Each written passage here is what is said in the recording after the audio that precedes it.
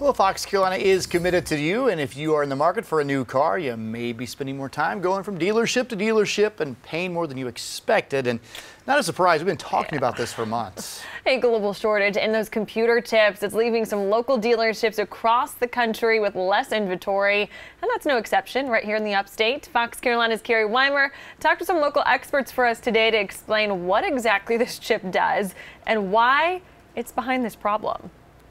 That's right, guys. A piece of equipment about the size of a quarter is causing global pain to new car buyers.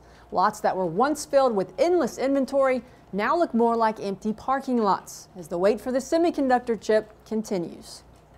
The pandemic, there's a lot of buying of consumer electronics, laptops for people and students to work from home, cell phones and other things. So that put a lot of demand on the semiconductor market. The executive director at CU iCar tells us because of the tug of war between the automotive sector and all other uses for the semiconductor chip, people in the market for new cars are met with higher prices and less inventory. It's a very complicated problem because it's a global supply chain and these semiconductors are used in many industries. Clayton says the semiconductor chip is essentially the brain of your vehicle, the computer part that communicates with your car's hardware to make the vehicle operate smoothly and safely. Everything from the infotainment systems, that do your GPS navigation and control your air conditioning, to sensors in the seats to see if a child is in your front passenger seat, to anti-lock brakes, to engine controls. He tells us as the chips are becoming available, automakers are putting them in higher end vehicles where they see the most profit margin.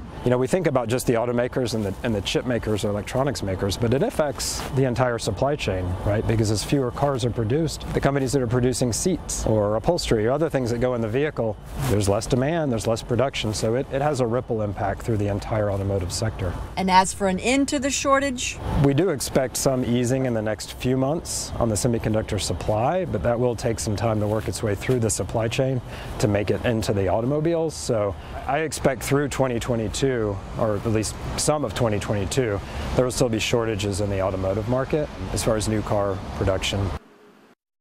So what about used cars? The experts tell us you may find higher prices on those as well.